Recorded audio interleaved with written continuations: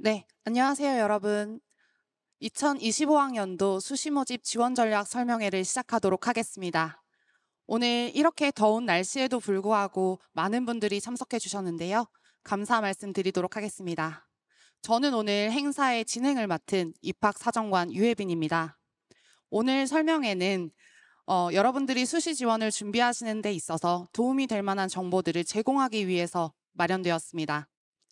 특히 작년도 입시 결과와 함께 전형 안내를 드릴 예정이고 그에 알맞은 전형을 탐색하고 또 그에 따른 지원 전략 방법에 대해서 깊이 있게 알아보는 시간을 갖도록 하겠습니다. 그럼 먼저 설명회의 시작을 알리는 환영사를 듣겠습니다. 환영사는 이화여자대학교 입학처장님이시자 본교 물리학과 교수님이신 조일념 입학처장님께서 해주시겠습니다. 큰 박수로 맞아보겠습니다.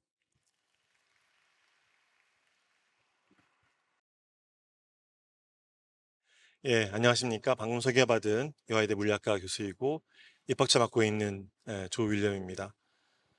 날씨가 엄청 더운데요, 그죠? 폭염 경보 내릴 정도고, 다행히 대학은 좀 시원하게 해놨지만 오늘 멀리서 오신 부모님들 또 우리 학생들 귀중한 시간 되시길 바라겠습니다. 수시 때문에 오늘 모이신 건데요, 수시 전형, 수시 모집 때문에 금년 여러분 아시는 것처럼 이제 의대 정원도 변화가 있고 또 많은 대학들 첨단학과도 많이 늘어나고 또 무전공 입학도 늘어나는 추세여서 그 어느 때보다 이제 입시의 여러 가지 상황들이 달라졌어요. 제 생각엔 이거는 위기일 수 있지만 아주 기회라고 생각합니다. 그런데 이렇게 오늘 먼 걸음 하신 우리 아버님들도 많이 계신데 저도 학부모 입장에서 너무 감사드리고 오늘 저희가 특별히 드리는 자료들이 좀 평소보다 많습니다. 오시는 발걸음 아쉽지 않게 하려고 평소보다 더 많은 자료를 준비해 드렸는데 그 자료들은 이제 이미 끝난 작년, 재작년, 3년 전 자료들입니다. 그래서 보시고 금년에 변화되는 상황에 맞는 또 새로운 예측이 필요하죠. 그래서 이거를 잘 가져가셔야 됩니다. 그래서 오늘 되게 중요한 날이고요. 개별적으로 의논하고 싶은 것도 많으실 텐데 저희가 여러 가지 또 기회들이 있습니다. 코엑스 못 오셨더라도 확대 상담 통해 전화로 물어보실 수도 있으시고요. 오늘 드리고 싶은 말은 이 새로운 기회, 저희 이화여대도 전형이 좀 금년에 바뀌었어요. 내년은 더 많이 바뀌지만 그래서 이 기회에 여러분들 좀 어떻게 하면 우리 사랑하는 내 딸이 이화의 문을 열 수 있을까 고민하시는 시간이 됐으면 좋겠고요. 제가 하나만 더 말씀드리고 자리를 나가겠습니다.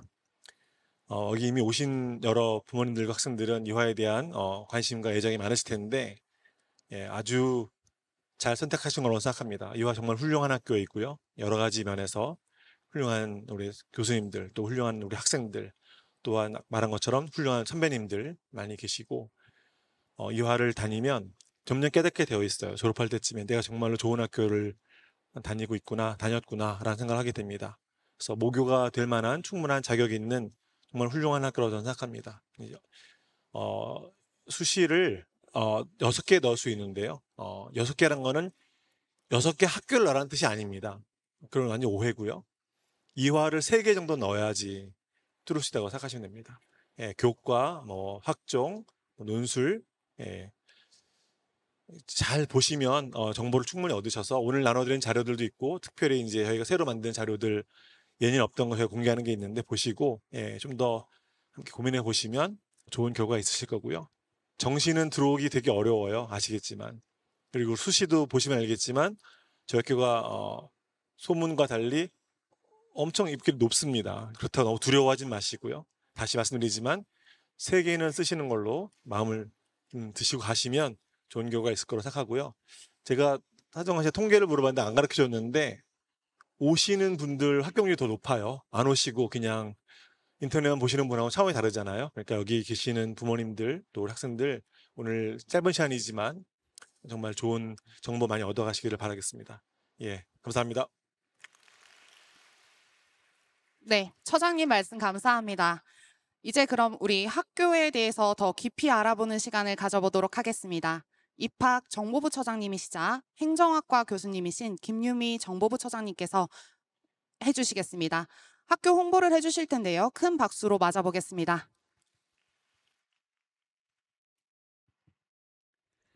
네, 여러분 다시 인사드립니다. 이화여자대학교 입학처 정보부처장을 맡고 있는 행정학과 교수 김유미입니다. 네, 먼저 이렇게 무더운 날씨에 이화여자대학교 캠퍼스에 오셔서 행사에 참여해주신 여러분들께 진심으로 감사드립니다. 오늘 행사를 통해서 다양한 전형에 대한 안내와 입시 전략에 대해서 알아가실 텐데요. 아까 저희 처장님께서 말씀하신 대로 6장의 카드를 왜 이화여자대학교에 써야 하는지 저는 이 시간을 통해서 간략하게 함께 정보를 공유해 드리도록 하겠습니다. 이화여자대학교는 최초의 역사를 두려워하지 않았고 최고의 성과로 세상에 보답했습니다. 1886년 설립된 이래 세상은 이화에게 물었고 2025년 여러분들이 대학에 입학하시는 그 해에 이화는 그대를 답하고 싶습니다. 자, 여러분들 지금까지 좋은 성적 그리고 대학 입학 이 두 가지 목표를 향해서 계속해서 달려오셨을 텐데요. 그렇다면 왜 대학에 진학을 해야 될까요? 대학 진학은 여러분들 그리고 여러분들의 자녀분들께서 나만의 고유한 멋진 미래를 만들어가는 그 첫 단계라고 생각합니다. 여러분들은 대학에 오셔서 여러분들이 원하는 학문을 배우실 테고요. 끊임없이 다양한 기회에 도전을 하실 테고 성장하실 것입니다. 그리고 이러한 과정을 통해서 여러분들께서는 여러분들만의 멋진 미래를 만들어 나가실 것입니다. 저는 이 자리를 통해서 왜 이화여자대학교에서 여러분들의 미래를 만들어 나가야 하는지 말씀드리고 싶습니다. 먼저 여러분들의 미래를 이화의 역사와 함께 생각해 보시도록 하겠습니다. 이화여자대학교는 최고의 여성 인재를 배출하는 종합 여성대학입니다. 국내 100대 기업 여성 임원, 여성 교수, 그리고 학회 및 공직 분야 등 다양한 분야에서 1위, 여성 인재 배출 1위를 달성하고 있습니다. 여기 보시면 아시겠지만 4년 연속 남녀 평등 부문 1위, 연구비 그리고 예술, 생명과학, 자연과학에 이르기까지 다양한 분야에서 약진하고 있습니다. 이러한 이화의 인재 배출은 취업률로도 이어집니다. 환경공학, 소비자학과, 통계학과, 디자인학부 등 다양한 학문 분야에서 취업률 100%를 달성하고 있고요. 또한 여기 보시면 아시겠지만 검사, 공무원, 외교관, 재판, 연구원 등등 다양한 분야에서 이화의 선배들이 활약을 하고 있습니다. 이러한 취업률은 매년 상승하고 있습니다. 2023년에 68%에 달하는 취업률을 달성했고요. 이렇게 높은 취업률과 또 성장하고 있는 경향은 체계적인 미래 설계를 위한 인재 개발원 프로그램의 노력 덕분입니다. 여러분들이 꿈꾸는 다양한 진로가 있으실 텐데요. 진로별 특화 교육 그리고 이화 선배 멘토링을 통해서 여러분들의 미래를 지원할 것을 약속드립니다. 또 한 가지 제가 강조하고 싶은 점은 바로 우수한 재학생 만족도입니다. 여기 보시면 아시겠지만 교육과정, 강의실, 학생 지원, 도서관, 진로 지원, 대외 평판에 이르기까지 높은 만족도를 보이고 있는데요. 저 또한 이화여자대학교의 졸업생으로서 입학할 때보다 졸업할 때 그리고 졸업하고 나서 더 애교심이 상승하는 것을 제가 약속드릴 수 있습니다.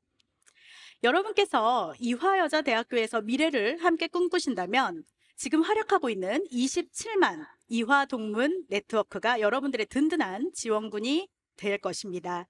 경제, 경영, 언론, 문화예술, 과학기술, 그리고 공직 정관계에 이르기까지 각 분야에서 활약하고 있는 이화의 선배들이 여러분들을 끊임없이 지원해 줄 것입니다. 자, 다음으로 그렇다면 여러분들의 재능을 발굴하는 최적의 커리큘럼을 이화여자대학교가 어떻게 제공하고 있는지 알아보겠습니다. 제가 계속 말씀드리지만 이화여자대학교는 세계 최고의 여성 종합대학입니다. 정말 다양한 분야의 여성 지도자를 양성하고 있습니다. 이화여자대학교에는 15개 대학 그리고 76개 전공이 설치되어 있습니다. 정말 대규모의 종합대학이고요. 이것은 곧 여러분들이 원하는 학문이라면 무엇이든 공부할 수 있는 환경이 갖추어졌다는 것이죠. 그리고 요새 이슈가 되고 있는 자유전공, 그쵸? 전공 선택의 기회를 여러분들한테 더 폭넓게 보장하는 자유전공을 이화여자대학교는 이미 실시하고 있습니다. 호크마 교양대학 그리고 스크랜튼 대학을 통해서 여러분들이 자유롭게 전공을 설계하고 탐색해 나가실 수 있습니다. 그리고 유연한 학사제도 또한 하나의 장점인데요. 이화여자대학교는 여러분들께 자유로운 배움의 장으로 지원하기 위해서 복수전공, 부전공이 매우 자유롭고요. 심화전공 트랙제, 연계전공, 융합전공에 이르기까지 다양한 여러 가지 전공들을 통해서 여러분들이 진로를 탐색하실 수 있습니다. 그리고 또 한 가지, 이화여자대학교는 융합 수업을 장려하고 있습니다. 코로나 시기 때 온라인 강의 많이 들어보셨죠? 오프라인 강의의 장점과 온라인 강의의 장점을 결합한 더 베스트 융합 교육을 통해서 여러분들께서 양질의 교육 과정을 유연한 학습 시공간 속에서 자기 주도적으로 학습할 수 있는 환경을 적극적으로 지원하고 있습니다. 이외에도 타대학 학점 교류 매우 폭넓게 진행하고 있고요. 계절 학기 등을 통해서도 여러분들이 진로를 탐색하고 미래를 꿈꿔보실 수 있습니다. 제가 여기서 또 강조드리고 싶은 것은 바로 교수 자율평가제입니다. 이 자리에 참석하신 수험생 여러분과 학부모님들께서도 우리 자녀가 혹은 내가 대학에 진학해서 너무 다들 열심히 하는 환경 속에서 성적을 잘못 받지 않을까 이런 걱정을 하시는 분들 많습니다. 예전엔 그랬었는데요. 이제는 저희가 교수 자율평가제를 실시하고 있습니다. 그래서 학부 교과목 특성에 따라서 학업 능력을 중심으로 평가를 합니다. 즉 상대평가가 아닌 절대평가 혹은 융합된 평가를 하고 있는데요. 이를 통해서 여러분들이 열심히 하시면 100%까지 A+를 받을 수 있는 환경이 갖추어져 있음을 꼭 말씀드리고 싶습니다.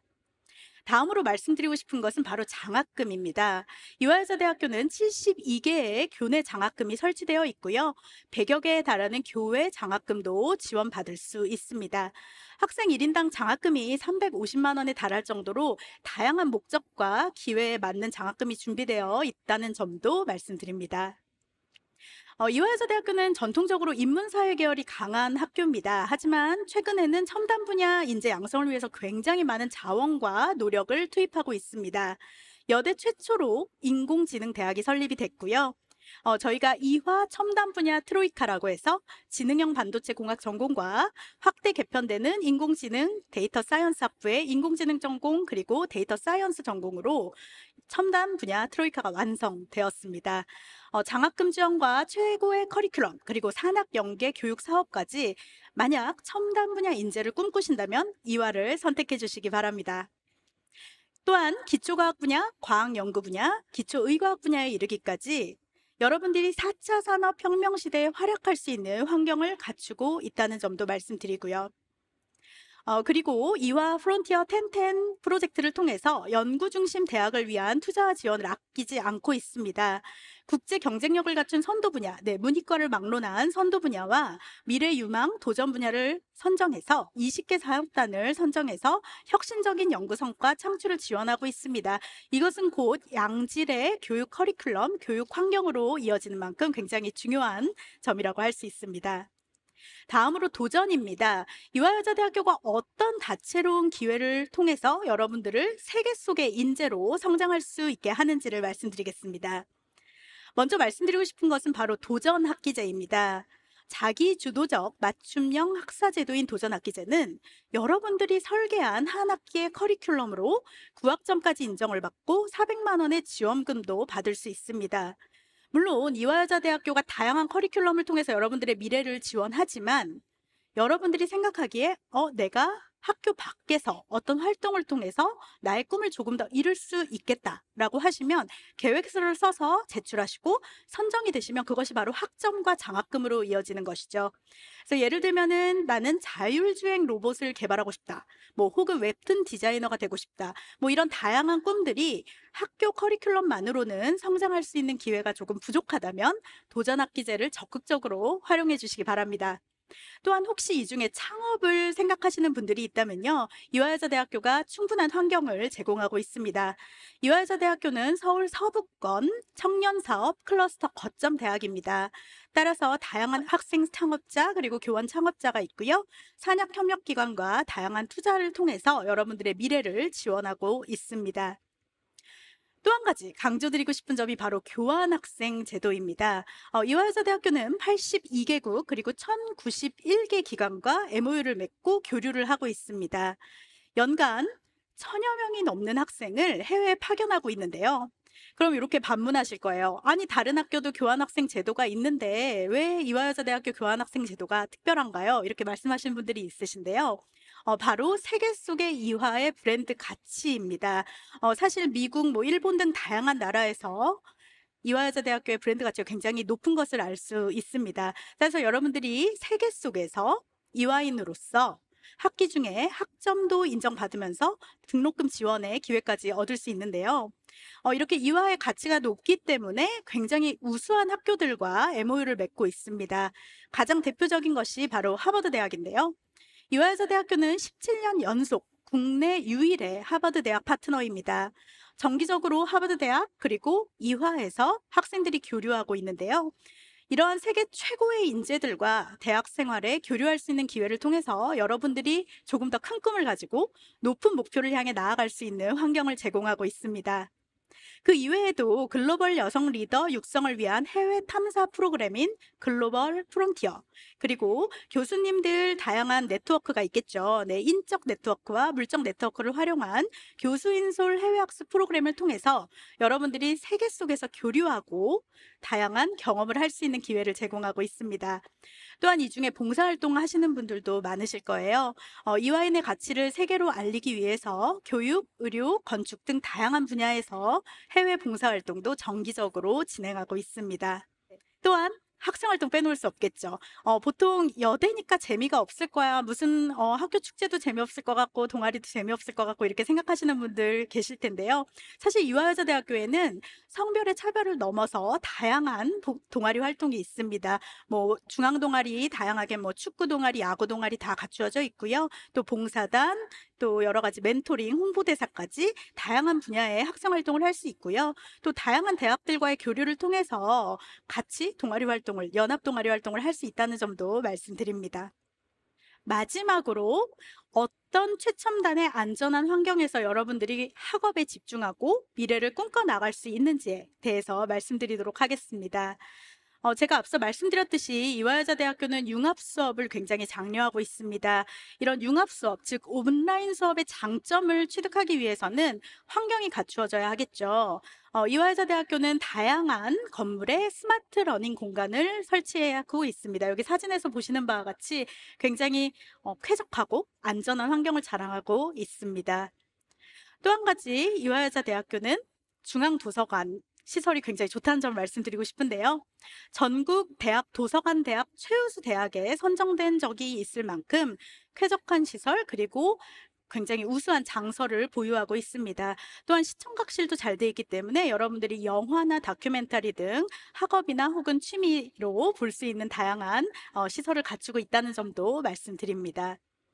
자, 여러분 혹시 오늘 오시면서 정문 오른편 보셨나요? 네, ECC. 네, 굉장히 멋있죠. 이게 석양이 지는 ECC, 밤의 ECC인데요.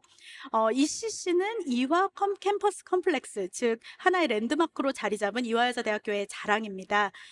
대학 생활을 즐길 수 있는 다양한 편의시설이 내부에 있다는 것을 아시는 분 계실까요?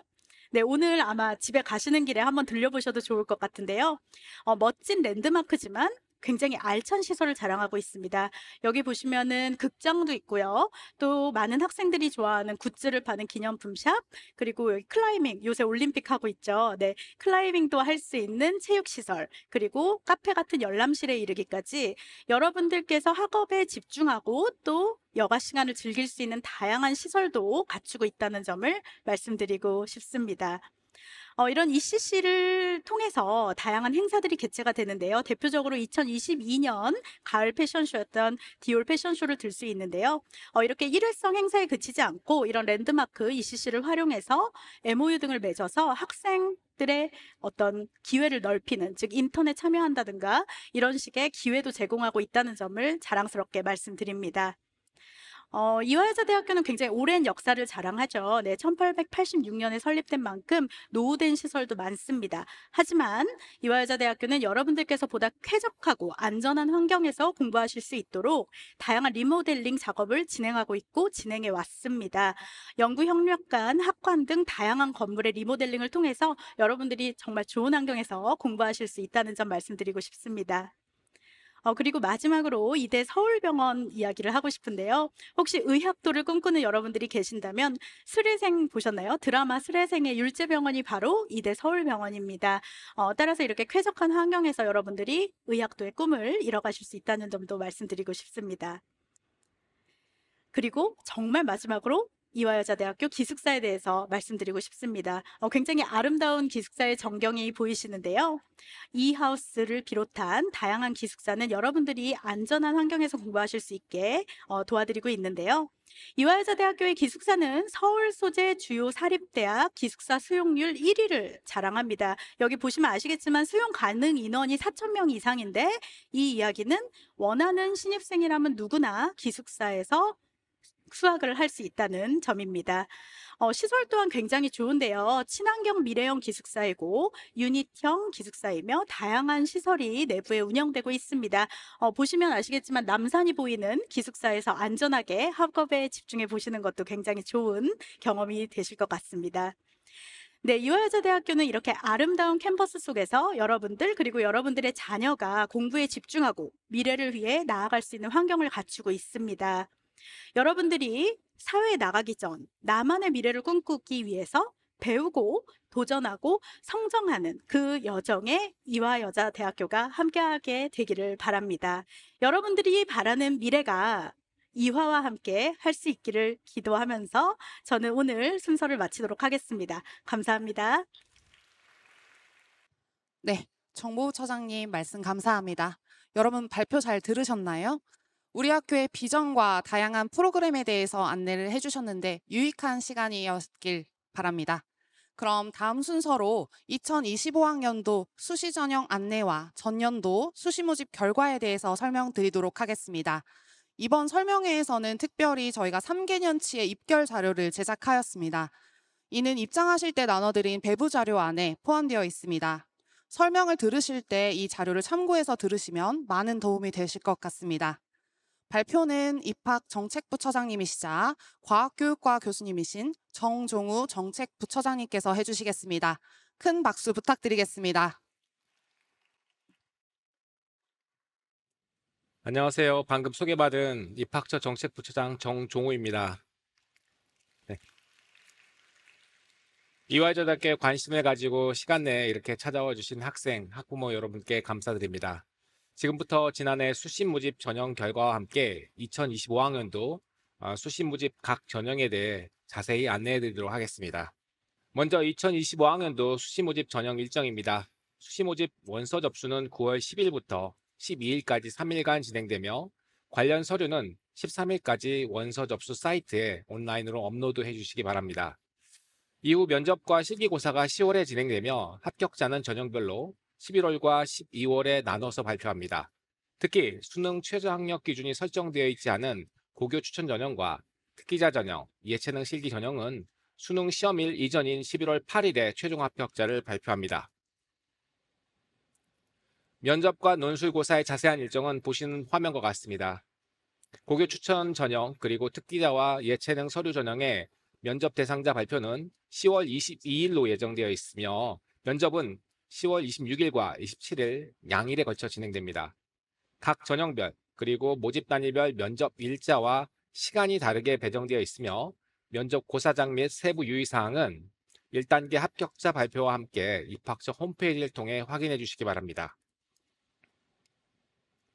논술고사는 수능 이후인 11월 23일과 24일에 진행되며 논술 유형별로 인문 1 유형은 11월 23일 오전, 인문 2 유형은 11월 23일 오후에 고사를 치르게 됩니다.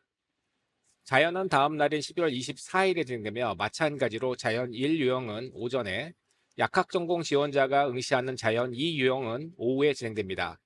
이는 나눠드린 모집 요강 책자에도 나와 있으니 모집 요강을 참고해 주시기 바랍니다. 논술 전형을 포함하여 수능 최저 학력 기준이 적용되는 학생부 종합전형, 예체능 서류 전형의 최종 합격자는 12월 13일에 발표할 예정입니다. 그럼 이제 본격적으로 수시 모집 각 전형별 세부 안내 시작하겠습니다. 먼저 학생부 교과 전형인 고교 추천 전형입니다. 2025학년도 본교 고교 추천 전형에는 여러 가지 변화가 있습니다. 우선 지원 자격은 국내 일반고 교육과정을 5학기 이상 이수한 학생들이 학교의 추천을 받아 지원할 수 있으며 재수생까지 지원이 가능합니다. 올해 고교에 추천 가능한 인원은 학교당 최대 20명입니다. 2025학년도 고교 추천 전형의 가장 큰 변화는 일괄 합산에서 단계별 선발로 바뀌었다는 점입니다. 1단계에서 5배수의 면접 대상자를 선발하고 2단계에서는 1단계 성적 80%와 면접 20%를 합산하여 합격자를 선발합니다. 1단계에서는 3학년 1학기까지 이수한 국어, 수학, 영어, 한국사, 사회, 과학교과의 전 단위 교과 성적을 100%로 반영하고 면접은 별도의 제시문이 없이 제출 서류 기반 일반 면접으로 진행됩니다. 수능 최저 학력 기준은 적용하지 않습니다. 고교 추천 전형의 교과 반영 방법에도 변화가 있습니다. 반영 과목 및 범위는 동일하지만 석차 등급 점수를 반영하는 공통 및 일반 선택 과목이 학생부 교과의 80%, 성취도 점수를 반영하는 진로 선택 과목을 학생부 교과의 20%로 환산하여 반영합니다. 2015 개정 교육과정의 안정적 운영을 바탕으로 고교 교육 환경에서 진로 선택 과목 개설이 늘어나고 이를 이수하는 학생들의 수도 계속 증가하고 있기 때문에 이러한 고교 현장의 변화를 반영하여 진로 선택 교과의 반영 비율이 지난해 10%에서 올해 20%로 확대되었습니다. 하지만 본교 시뮬레이션 결과 성취도 점수 반영 비율의 증가로 인한 평균 등급의 변화는 크게 없을 것으로 예상됩니다.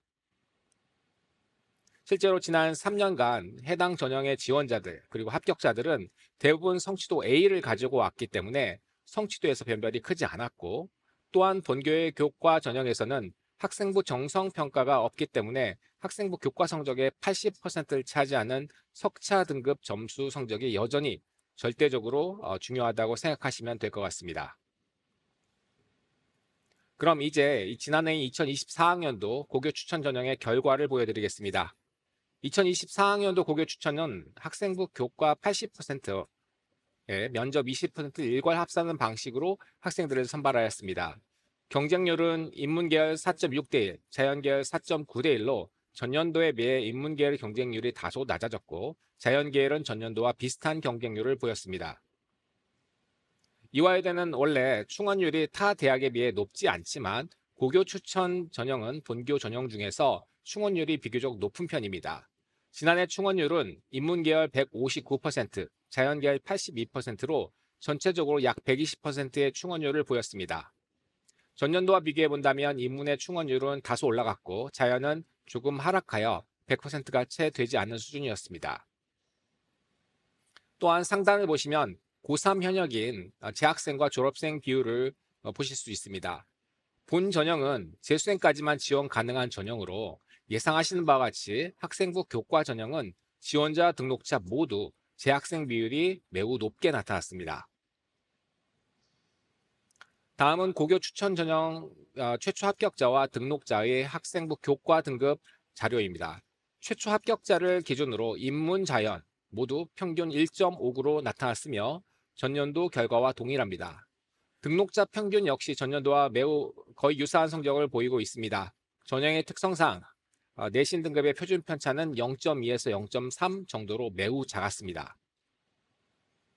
또한 학생부 교과 성적은 굉장히 작은 표준 편차를 보이는 반면 면접의 경우 학생 합격자들의 표준 편차가 100점 환산 기준 5에서 8점 정도로 교과 등급 차이에 비해 크게 나타난 것을 보실 수가 있습니다. 학생부 교과 성적을 100점 만점 기준으로 환산해봐도 편차는 1점 내외로 결국 고교 추천 전형은 학생부 교과 등급을 정량적으로 반영하는 교과 전형의 특성상 지원자들 간의 교과 성적이 촘촘하게 형성되어 있고 면접 점수에서 편차를 보이고 있음을 알 수 있습니다. 이제 각 모집 단위별 지난해 경쟁률과 최초 합격자, 최종 등록자의 교과 등급 평균, 그리고 최종 등록자의 50%, 70% 컷 점수, 그리고 충원율 정보를 보여드리겠습니다. 고교 추천 전형은 본교 전형 중에서 경쟁률이 상대적으로 낮은 반면 충원율은 높게 나타난 전형입니다. 보시는 것처럼 모집 단위별로 대략 100에서 200% 정도의 충원율을 보여주고 있습니다. 이어서 사범대학 인문계열 모집 단위의 결과입니다. 다음은 자연계열 모집 단위의 결과입니다. 마지막으로 공과대학과 인공지능대학의 결과입니다. 참고로 작년 처음 신설된 지능형 반도체 공학 전공은 최초 합격생 전원이 등록하여 충원율은 0%였습니다. 모집 단위별 경쟁률과 등급, 충원율은 매년 달라질 수 있다는 점을 반드시 감안해 주시기 바랍니다. 오늘 설명에 참석하신 분들은 지난 3년간 고교 추천 전형의 경쟁률과 충원 인원 그리고 최종 등록자의 50%, 70% 성적 자료를 나눠드렸으니 3년간의 추이를 함께 확인해 보시고 나중에 설명회를 영상으로 보시는 분들도 어디가 사이트를 통해 공개된 결과값들의 추이를 함께 참고하시기를 부탁드립니다. 다음은 수시 모집에서 가장 많은 인원을 선발하는 학생부 종합전형에 대한 안내입니다. 이화여대 학생부 종합전형의 대표 전형인 미래인재 전형은 단일 전형으로는 가장 많은 인원인 1010명을 선발합니다. 다른 주요 대학의 학종 선발 인원이 다소 줄어든 것에 비해 본교는 전체 신입생 정원의 3분의 1 정도를 학생부 종합전형으로 선발하고 있습니다. 제출 서류인 학교 생활 기록부를 바탕으로 학업 역량과 학교 활동의 우수성 그리고 발전 가능성을 종합평가하여 서류 100%로 선발하고 수능 최저 학력 기준이 적용됩니다. 미래인재 전형의 수능 최저 학력 기준은 전년도와 동일하게 인문 3합 6, 자연은 수학 포함 2합 5를 적용합니다. 인문 계열과 자연 계열 모두 수능 최저 학력 기준 대상 영역에 절대평가인 영어 영역이 포함되고 탐구 영역의 경우에는 두 과목의 평균이 아닌 상위 한 개 과목의 등급을 반영합니다. 또한 의예는 4합 5, 약학은 올해 한 단계 완화된 4합 6을 적용하며 요즘 많은 관심을 보이는 자유전공인 스크랜턴 학부의 수능 최저 학력 기준 3합 5입니다. 또 미래인재 전형으로 새롭게 선발하는 국제학부의 수능 최저 학력 기준은 인문 계열과 동일한 3합 6입니다. 그리고 자연 계열의 수능 응시 지정 과목은 폐지되었습니다. 따라서 수학과 탐구 모두 과목 제한 없이 응시할 수 있습니다. 고른기회 전형은 164명, 사회기여자 전형은 16명을 선발합니다. 평가 방법은 미래인재 전형과 동일하게 학교 생활기록부를 바탕으로 한 서류 100% 정성평가이며 미래인재 전형에 비해 완화된 수능 최저학력 기준이 적용됩니다. 다만 미래인재 전형과 달리 각 전형별 지원 자격 조건이 있습니다. 두 전형의 세부 지원 자격은 다음과 같습니다. 구체적인 지원 자격 그리고 지원 자격별로 제출해야 되는 필수 서류에 대한 안내는 수시 모집 요강을 반드시 확인하시기 바랍니다. 두 전형의 수능 최저학력 기준은 작년과 동일하게 인문 계열은 3합 8, 자연 계열은 수학 포함 2합 6을 적용합니다. 그럼 이제 2024학년도 미래인재 전형 결과를 말씀드리겠습니다. 먼저 경쟁률을 보시겠습니다. 지난해 미래인재 전형 경쟁률은 그 전년도 10.9대 1에 비해 다소 낮아진 8.65대 1을 보였습니다. 충원율은 전년도 대비 전체적으로 줄어들었지만 유효한 수준은 아니었습니다. 이화여대는 타 대학에 비해 원래 충원이 많이 돌지 않고 그래서 정시 2월 인원도 많지 않은 편입니다. 다음은 많이들 질문해 주셨던 수능 최저 충족률에 대한 안내입니다. 일단 수능 최저를 고려한 전체 평균 실질 경쟁률은 3.59대 1로 다소 아쉬운 결과를 보였습니다. 보시는 표 안에 인문 자연 계열 충족률은 별도의 최저 기준을 적용하고 있는 의예와 약학, 미래산업 약학 전공의 결과를 제외한 숫자입니다.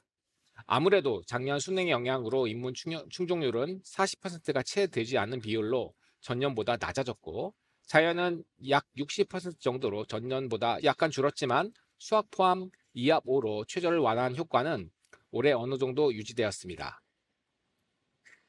그 외에 최저 기준이 비교적 높게 설정되어 있는 의예과의 수능 최저 충족률은 약 40%로 전년도와 유사한 충족률을 보였지만 안타깝게도 약학, 미래산업, 약학 전공은 20%에 미치지 못했습니다. 올해는 최저가 4합 6으로 한 단계 완화되니 올해의 약대 최저 충족률 상승을 기대해 볼 수 있을 것 같습니다. 3합 5를 기준을 적용하는 스크랜턴 학부는 26% 정도로 매년 비슷했습니다. 그리고 지난해 미래인재 전형 입학생 기준 출신 고교 유형별 비율도 보여드리겠습니다. 보시는 것처럼 전체 등록자 중 일반고가 79.3%, 특목고가 15.5%, 그리고 자율고는 5% 비율을 보이고 있습니다. 마지막으로 우측 상단의 고3 현역인 재학생과 졸업생의 비율입니다. 수능 최저학력 기준이 적용되고 있지만 미래인재 전형 역시 지원자, 등록자 모두 재학생의 비율이 매우 높게 나타나고 있음을 확인하실 수 있습니다. 이제 지원 결과입니다. 지난해 미래인재 전형 최초 합격자와 최종 등록자, 계열별 교과 등급 평균은 보시는 바와 같습니다. 평균 교과 등급만으로 보면 2023학년도에 비해 인문은 약 0.1점 정도 하락했고 자연은 소수 둘째 자리 정도의 차이로 약간 상승했지만 전체적으로 평균 등급에 큰 차이는 없었습니다. 사실 평균값이라면 굉장히 여러 가지 정보가 한 번에 담겨있는 숫자이기 때문에 계열별 평균값을 제대로 해석하실 수 있도록 전체 합격자의 등급을 분포도로 설명해 드리도록 하겠습니다. 그래프의 높이는 실제 합격자의 비율을 의미합니다. 일단 인문과 자연 합격자 등급 분포가 다르게 나타나는 것을 보실 수 있습니다. 이러한 차이는 모집 단위에 따른 지원자 자체의 고교 유형 분포 차이, 그리고 계열별로 다르게 적용되는 수능 최저 학력 기준 차이 등에서 비롯된다고 볼 수 있습니다. 인문계열은 어문계열 학과 등 모집 단위 특성에 따라 특목고 등 다양한 고교 유형이 포함되어 있습니다. 반면 자연계열의 경우 상대적으로 특목고인 과학고 학생들의 지원율이 낮고 또 수능 최저 학력 기준은 상대적으로 완화되어 있어 인문계열에 비해 합격자의 교과 등급 평균이 높고 또 성적 분포가 비교적 밀집되어 있다는 것을 보실 수 있습니다. 그럼 이제 모집 단위별 지난해 경쟁률과 최초 합격자, 최종 등록자의 교과 등급 평균, 그리고 어디가에 공개되는 최종 등록자의 50%, 70% 등급 점수, 그리고 충원율을 보여드리겠습니다. 먼저 인문계열 선발 모집 단위입니다. 이어서 사범대학, 경영대학, 신산업융합대학 및 인문으로 선발한 간호학부와 미래산업 약학 전공의 결과입니다.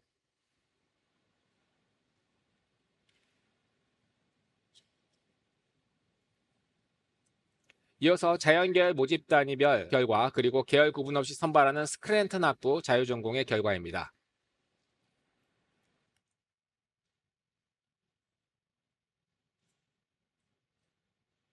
마지막으로 공과대학 자연 모집의 결과입니다. 참고로 지난 시행계획에서 공지했던 대로 올해부터 공과대학의 인문계열 분리선발은 폐지되어 올해는 모두 자연계열로만 선발함을 알려드립니다. 이번에는 단과대학별 전년도 합격자 등급 분포를 그래프로 정리해 다시 한번 보여드리겠습니다. 단과대 내 모집 단위 특성에 따라 합격자 등급 분포가 조금씩 달라지는 것이 보이시죠? 인문대의 경우 다른 단과대에 비해 합격자 등급이 보다 넓게 형성되어 있음을 보실 수 있습니다.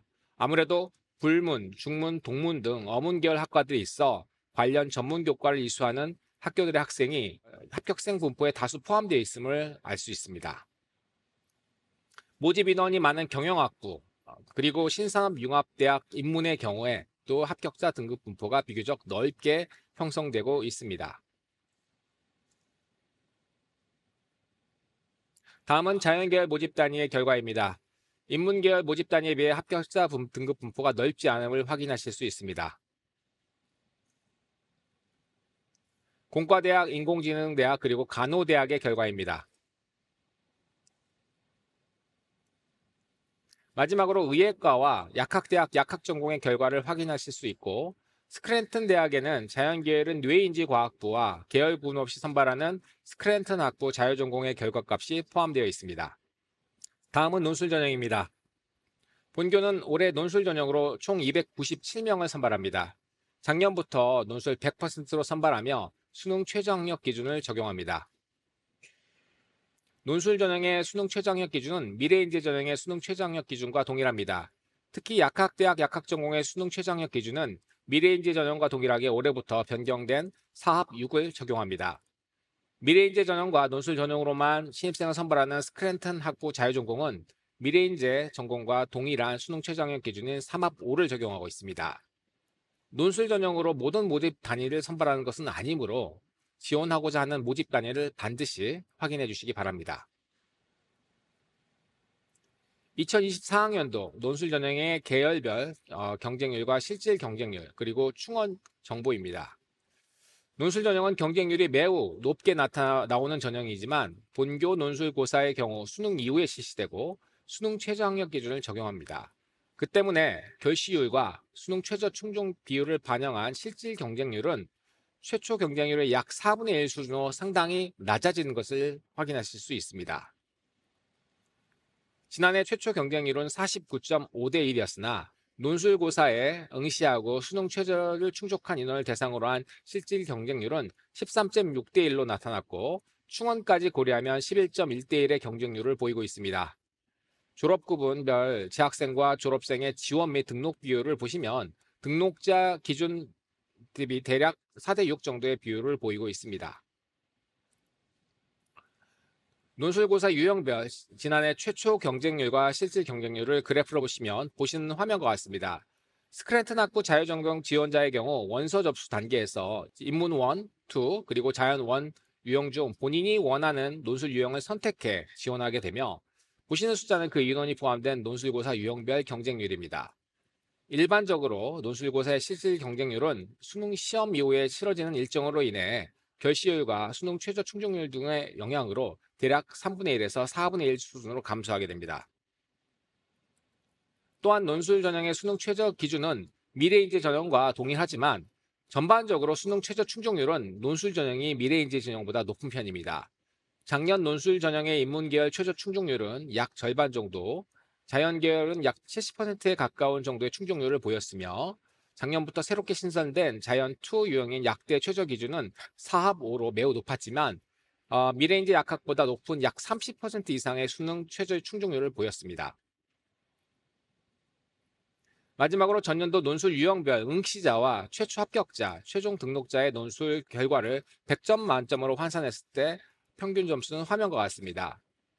뒤이어 안내해드릴 지원 전략 파트에서도 말씀드리겠지만 올해 논술 전형을 준비하는 학생들은 지난 7월 입학처 홈페이지를 통해 공개한 올해 모의 논술고사 문제와 모범 답안을 참고하여 각자 채점해 보시고 전년도 논평균 결과를 참고하시어 지원을 준비해 보시면 좋을 것 같습니다.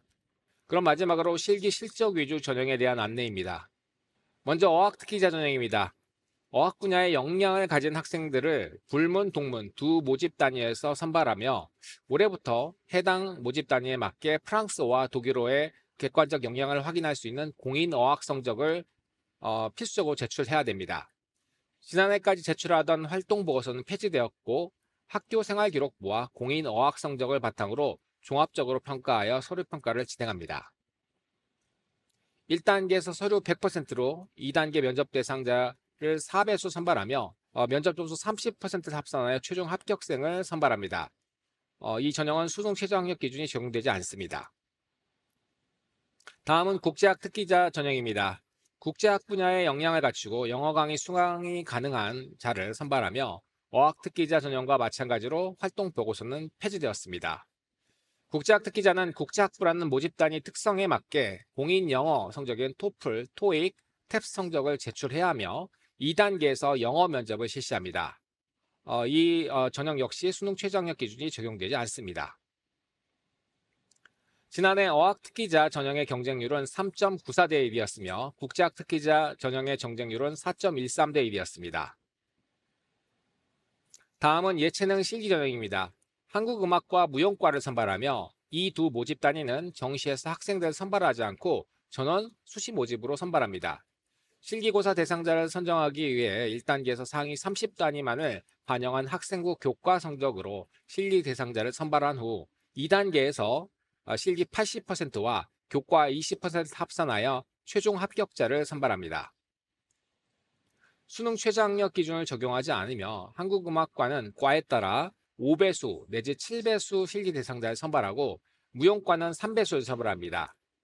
예체능 실기 전형의 실기고사와 관련된 세부 사항은 수시 모집 요강과 입학처 홈페이지의 공지사항을 참고해 주시기 바랍니다. 2024학년도 예체능 실기 전형의 각 모집 단위별 경쟁률은 보시는 화면과 같습니다. 전체 경쟁률은 4.40대 1이었습니다. 마지막으로 예체능 서류 전형에 대한 안내입니다.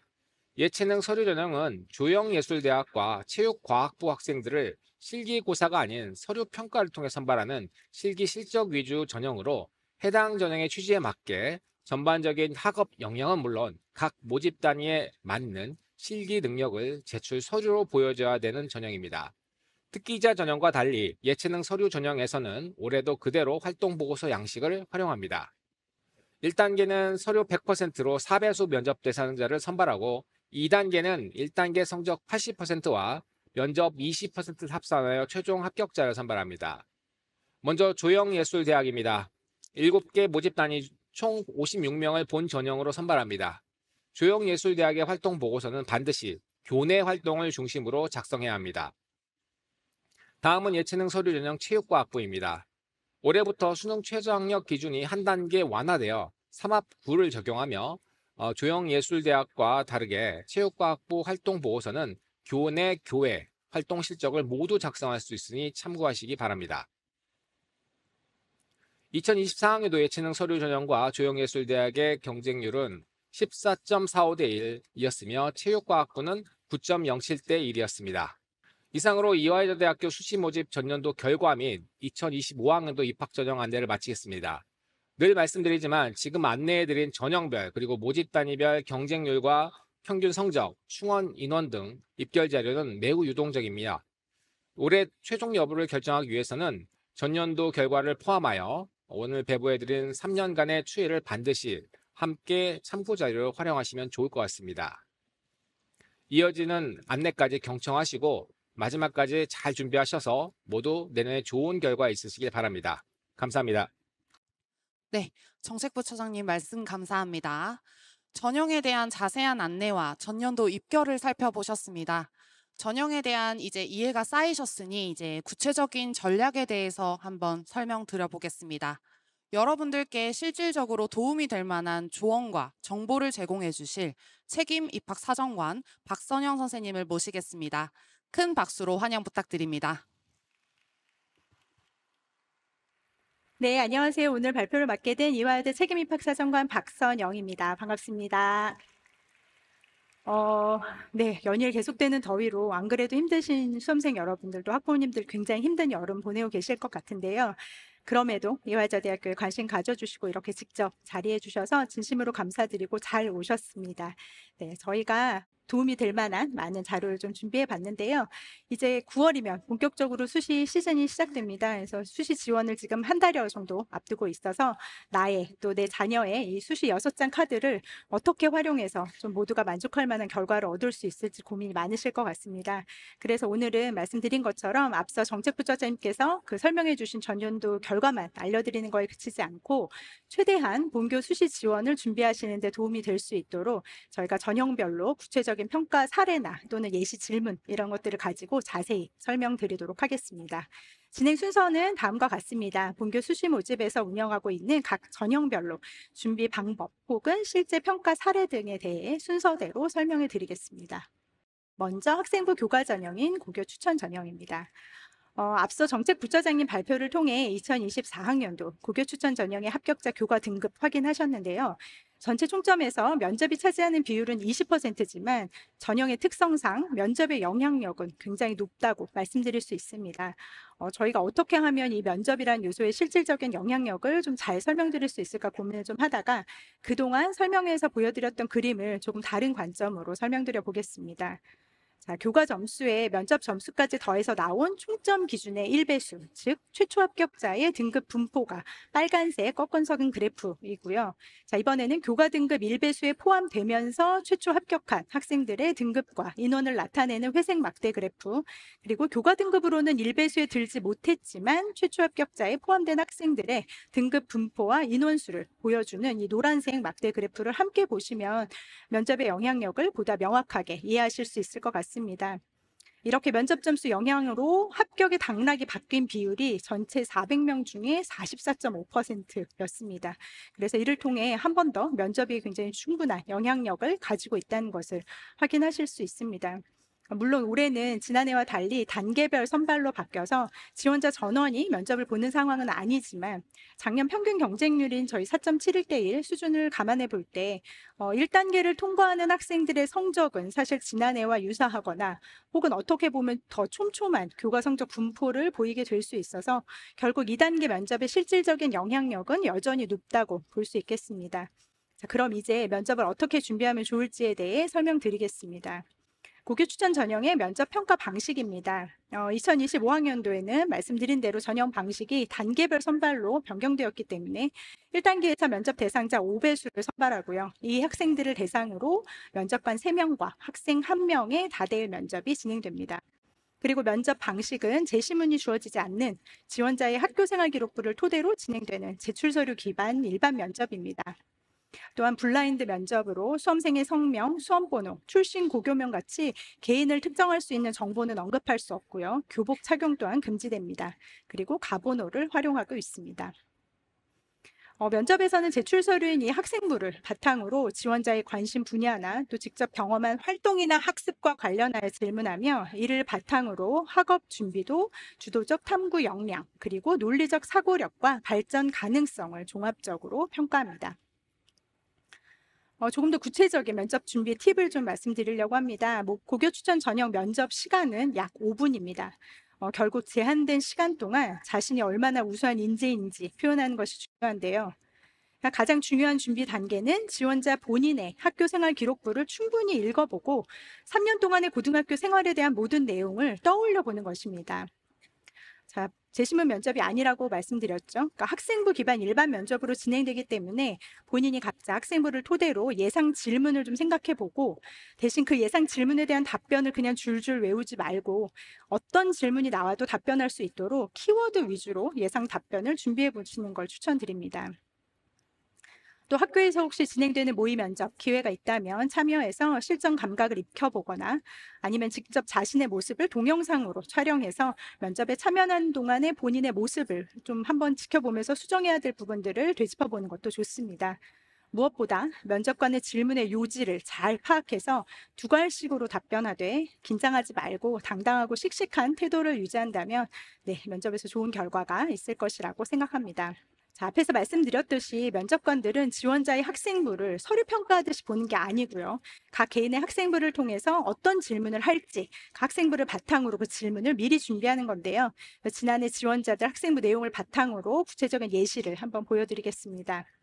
자, 자연계열 지원자의 학생부를 가지고 왔는데요. 한번 질문의 예시를 보도록 하겠습니다. 예를 들어서 물리학 원세특에 이렇게 운동 방정식과 관련된 개념에 대한 이해를 바탕으로 무슨 개념을 학습했고 이걸 바탕으로 주변 친구들과 공유해서 주도적 학습을 진행했다라고 기재되어 있으면 먼저 배운 내용이 무엇인지 물어보는 질문을 통해서 면접관이 지원자의 기본적인 개념에 대한 이해를 확인할 수 있고 또 학생의 답변에 따라서는 그 내용에 대한 꼬리 질문이 추가로 이어가면서 학업 준비도를 함께 파악할 수 있겠습니다. 다음은 주도적 탐구 역량에 대한 예시입니다. 보신 학생부는 작년 인문계열학과 지원자의 세계지리 과목 세특인데요. 자, 예를 들어 세특 내용 중에 세계 각국의 특별한 학교 공간을 주제로 교육에 미치는 공간에 대해 조사했다라는 내용이 기재되어 있으면 조사했던 내용이 무엇인지 물어보는 질문을 통해 학생부에서 했던 활동을 확인하고 또 추가적으로 그럼 우리나라 학교에 적용해보고 싶은 학교 공간은 있는지 또 그 이유는 무엇인지 이런 내용을 질문하면서 지원자의 주도적인 탐구 역량을 평가할 수 있습니다. 다음은 독서 과목 세특으로 한번 질문 예시를 보여드리겠습니다.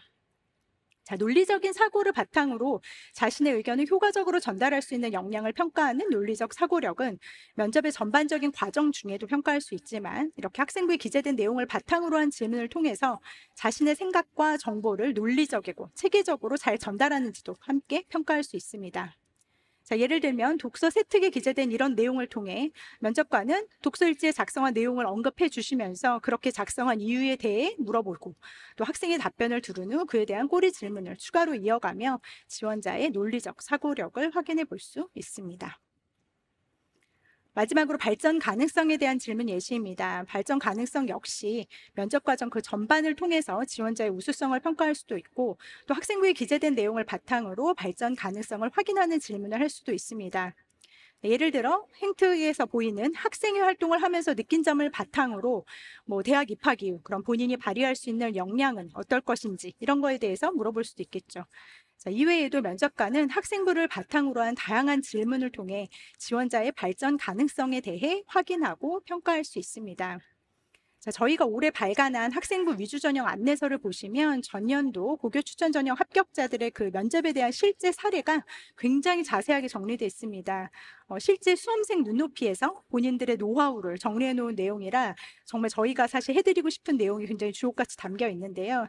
현장 참석자분들한테 다 나누어 드렸으니까 꼭 참고해 보시고요. 추후 혹시 영상으로 내용을 확인하시는 분들도 입학 홈페이지에 업로드되어 있는 학생부 위주 전형 안내서 내용을 반드시 읽어보시길 권해드립니다. 네, 다음은 이제 학생부 종합 전형에 대한 안내입니다. 자, 앞서 정책부처장님께서 이제 미래인재 전형의 전년도 입결 안내해 드렸는데요. 사실 학생부 종합 전형은 단순히 숫자로 나타나는 그 석차 등급만으로 평가가 결정되는 것은 당연히 아닙니다. 전체적인 교과 성적을 바탕으로 한 학업 성취도를 비롯해서 학생부의 다양한 기재 항목들을 통해 지원자들의 역량을 평가하게 되는데요. 자, 그럼 이화여대 학생부 종합전형에서는 어떻게 학생의 우수성을 평가하는지 보다 구체적인 사례를 활용해서 평가 방법을 좀 말씀드리겠습니다. 본교 학생부 종합전형 평가 요소는 크게 학업 역량, 학교 활동의 우수성, 발전 가능성 이렇게 세 가지로 구성되고요. 전체 서류 평가에서 3대 4대 3의 비율로 반영합니다. 이 학업 역량, 학교 활동의 우수성, 발전 가능성 세 개의 평가 요소 안에는 세부적으로 6개의 평가 항목, 그리고 18개의 키워드, 그리고 저희 평가자들이 실제 서류 평가 시 활용하는 주요 평가 질문들이 있습니다. 본교 입학 사정관들은 이러한 아주 구체적인 기준을 바탕으로 학종 지원자들의 학생부를 꼼꼼하게 읽어가며 평가하고 있습니다. 이제 앞으로 설명해 드리는 내용은 입장하시면서 받으신 방금 말씀드린 학생부 위주 전형 안내서의 12, 13페이지를 보시면 네, 도움이 되실 것 같습니다. 네, 그리고 뭐 QR코드를 찍으셔도 발간 자료 다운 받으실 수 있습니다. 자, 먼저 첫 번째 평가 요소인 학업 역량입니다. 학업 역량에서는 지원자가 대학에서 학업을 충실히 수행할 수 있는 기초 수학 능력을 갖추었는지를 확인하고자 합니다. 학업 역량은 다시 기초 학업 역량 그리고 심화 학업 역량으로 나누어 볼 수 있는데요. 자, 결국 숫자로 드러나는 학생의 석차 등급은 단순하게 보면 기초 학업 역량 중에 학업 성취도 부분에 해당한다고 볼 수 있겠죠. 근데 보시는 것처럼 전체적인 학업 역량 평가를 위해서 평가자는 전체적인 교과 성적이 동일 모집 단위의 타 지원자들과 비교해서 어느 정도인지, 또 소속 고교의 교육 과정은 어떠한지, 또 소속 고교의 학업 성취 난이도는 어떠한지 이런 내용을 바탕으로 기초 학업 역량을 평가합니다. 그리고 지원 계열과 관련된 교과목 이수 현황이나 또는 관련 과목의 성취도를 바탕으로 지원 계열에 대한 관심과 노력, 자기 주도적 학습 경험이 드러나는지 등의 심화 학업 역량을 함께 평가하게 됩니다. 평가 요소에 해당하는 평가 질문 전체는 지금 말씀드린 페이지에서 확인하실 수 있습니다. 그럼 실제 학생부 사례를 통해서 저희가 학업 역량 어떻게 평가하는지 구체적으로 보여드리겠습니다. 오늘 이제부터 보여드리는 내용은 실제 저희 서류 평가 화면을 좀 일부 재구성해서 보여드리는 걸 알려드리고요. 안내드리는 내용을 통해서 전체적인 저희의 서류 평가의 흐름을 이해하시고 실제 서류 평가가 어떻게 진행되는지 살펴보고 이해하실 수 있는 시간이 되시면 좋겠습니다.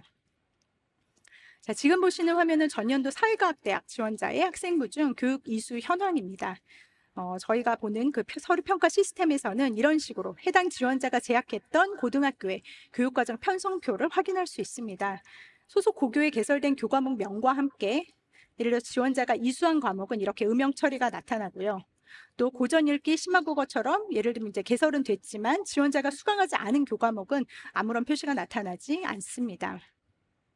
이어서 사회과학 교과목 이수 현황입니다. 여기 보시면 사회교과 중에 이 진로 선택칸에 한국사회 이해 앞에 클로버 문양이 이렇게 있는 거 보실 수 있습니다. 그럼 이 학생은 한국사회 이해라는 교과목을 공동교육과정으로 이수했구나라는 걸 저희가 알 수 있습니다.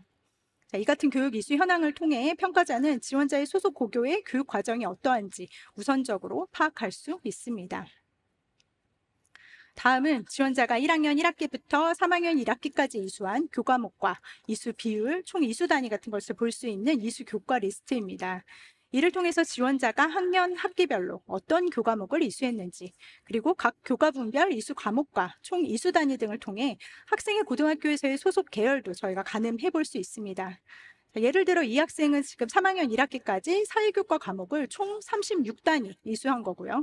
방금 말씀드린 한국사회 이해를 포함해서 뭐 고전과 윤리, 사회문제 탐구 같이 다양한 사회교과목을 이수한 걸로 봐서 이 친구는 인문계열에 속하는 학생이겠구나라는 걸 저희가 확인할 수 있습니다. 이제 해당 지원자의 교과학습 발달 상황입니다. 저희가 학업 역량 평가를 위해서는 전체적인 학생의 3학년 1학기까지의 석차 등급 평균은 물론 이런 식으로 학년 학기별 각 교과의 결과를 세부적으로도 확인할 수 있습니다. 자, 간략히 보이는 내용을 한번 해석해 보면 우선 전체 이수자를 수를 통해 소속 고교의 규모를 파악할 수 있고요. 또 과목별 서차 등급을 보면 1, 2등급대로 과목별로 고르게 우수한 성적을 보이고 있구나 이렇게 저희가 확인할 수 있겠죠. 물론 과목별 등급뿐만 아니라 원점수, 평균, 편차도 함께 확인해 볼 수 있습니다. 그리고 과목별 이수자 수가 이렇게 다양하게 나타나는 것으로 보아 소속 고교에서 그래도 비교적 학생들의 과목 선택권이 넓다고 볼 수 있고 또 상대적으로 수강 인원이 적은 과목을 선택하여 이수한 사실도 확인됩니다. 정치와 법 과목 같은 경우는 원래는 등급이 산출되는 일반 선택 과목이지만 13명보다 지금 더 적은 인원이 학교는 수강을 해서 등급이 나오지 않고 방점이 찍혀 있는 것을 볼 수 있습니다. 또 등급으로 산출되는 일반 선택 과목 말고 이렇게 성취도로 산출되는 그 진로 선택 과목의 성취 수준이 크게 차이가 나지 않는 것을 저희가 확인하고 또 이때 원점수와 평균은 물론 성취도별 분포 비율까지도 같이 확인할 수 있습니다. 자, 그럼 이번에는 자연계학생입니다. 전년도 자연과학대학 지원자의 학생부 교육 이수 현황입니다. 역시 지원자가 재학했던 고등학교의 교육과정 편성표가 이렇게 다음과 같이 보여집니다. 교내에서 개설된 교과목 중 지원자가 이수한 교과목은 음영 처리가 되어 있고요.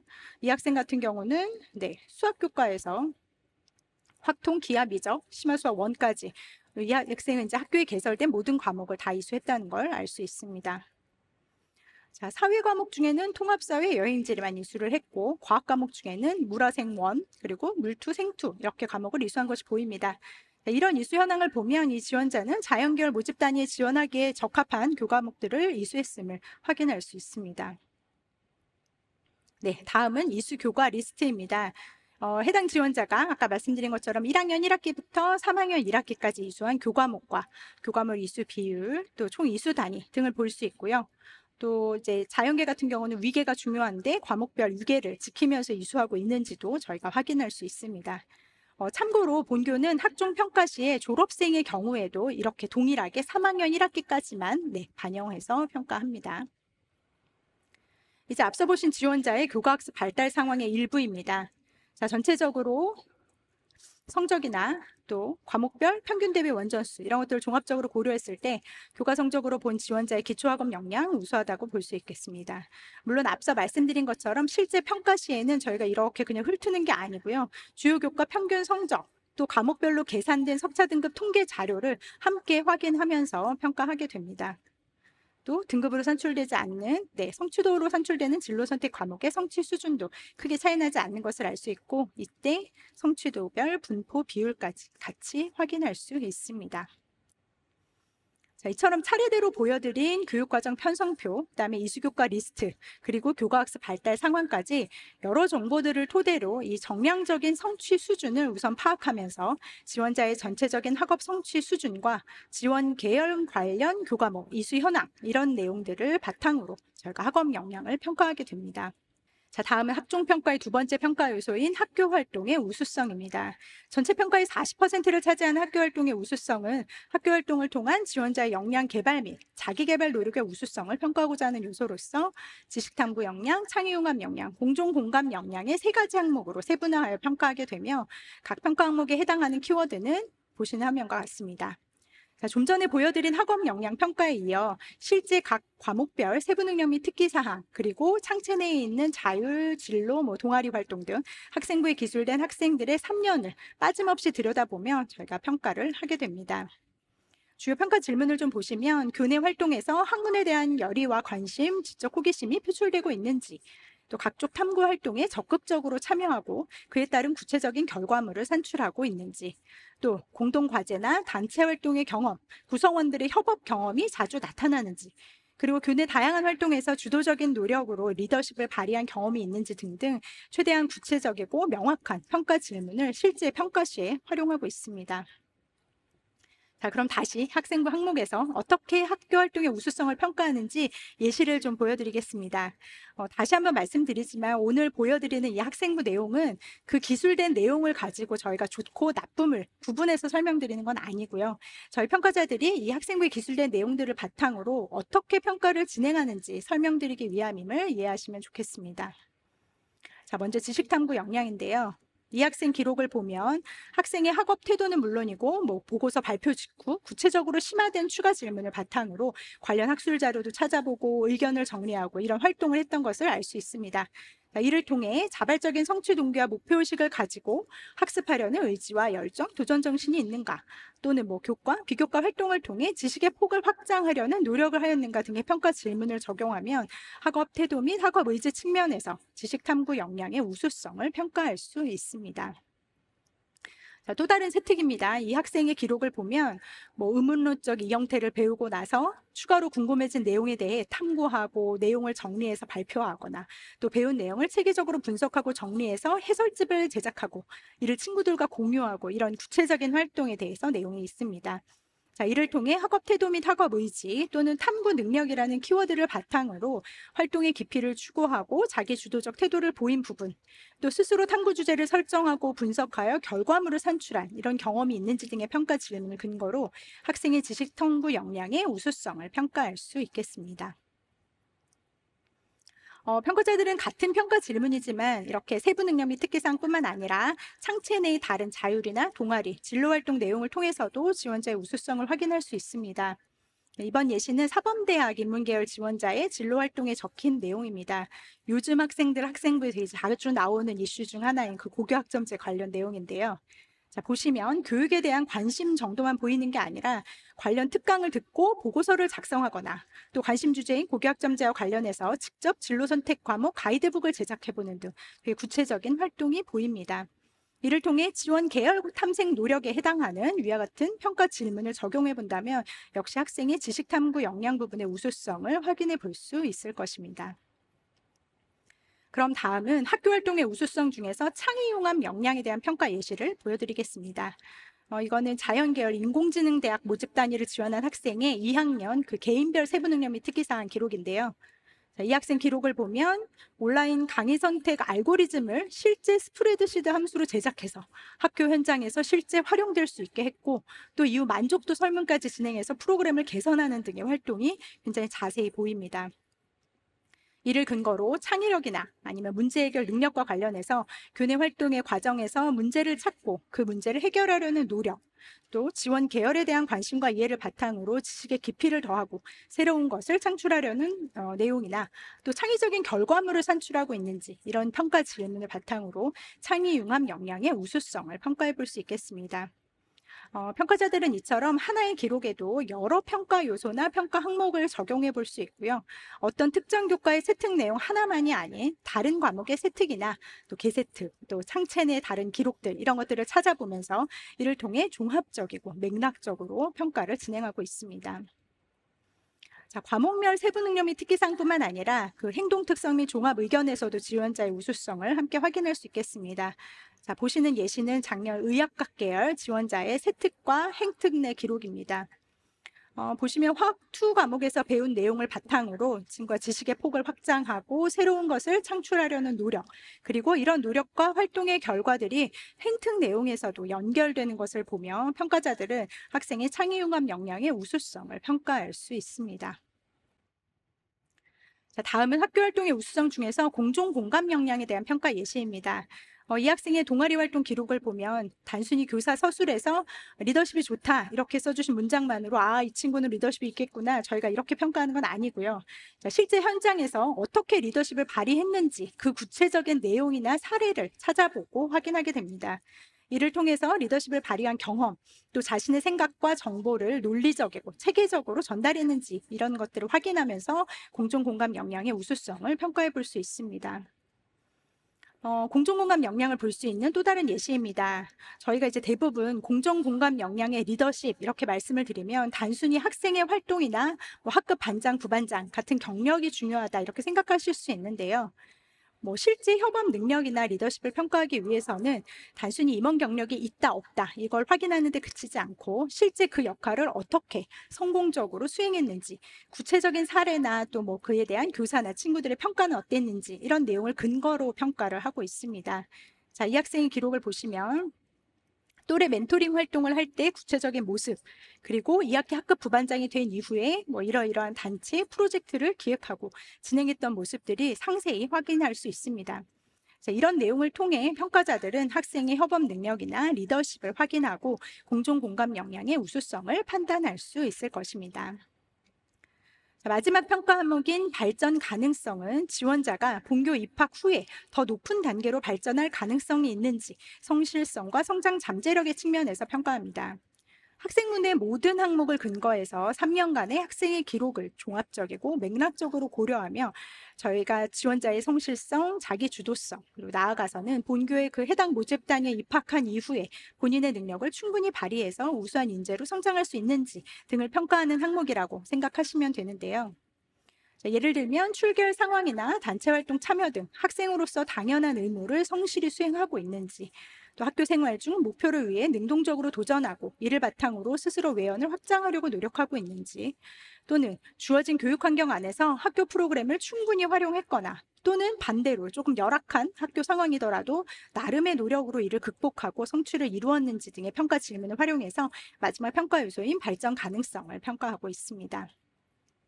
자, 이 학생의 행특 내용을 보시면 학생의 성실한 모습과 꾸준함, 그다음에 주어진 역할에 충실하게 본인의 의무를 다하고 또 본인의 관심 분야인 이상적인 교육자가 되기 위해서 지속적으로 했던 활동들이 1학년, 2학년 행특에서 연속적이고 구체적으로 나타나고 있는 걸 볼 수 있는데요.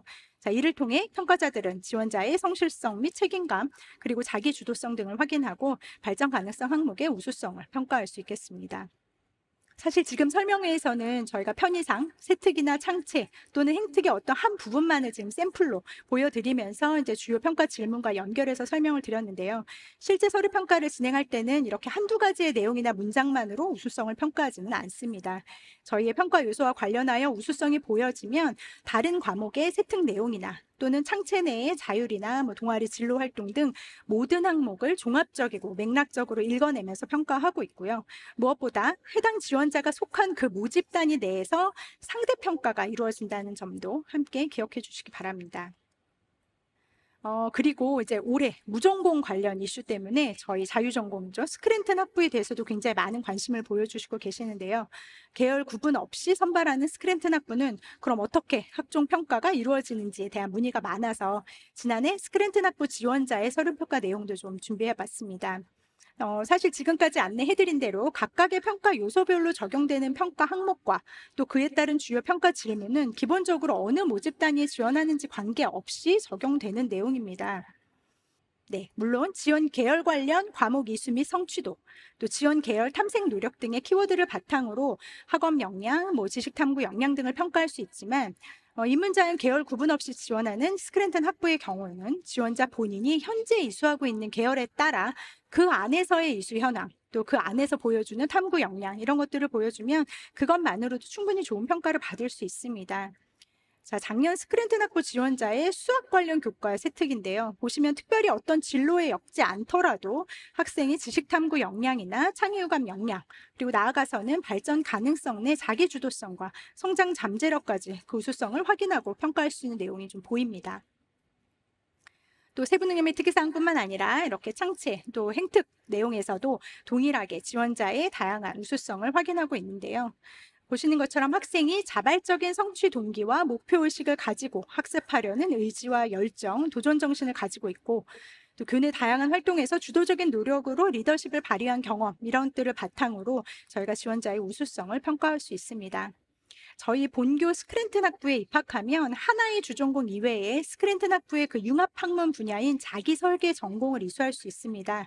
대학 입학 후에 자신이 흥미있는 분야를 자유롭게 찾아서 선택하고 또 심도 있게 공부할 수 있는 만큼 자기주도적 학습 능력과 또 열린 사고를 갖춘 인재를 선발하기 위해 필요한 역량을 찾아서 여러 평가 요소를 종합적이고 정성적으로 평가하고 있는 것을 이해하시면 스크랜튼 학부 지원을 준비하시는 데 도움이 좀 되실 것 같습니다.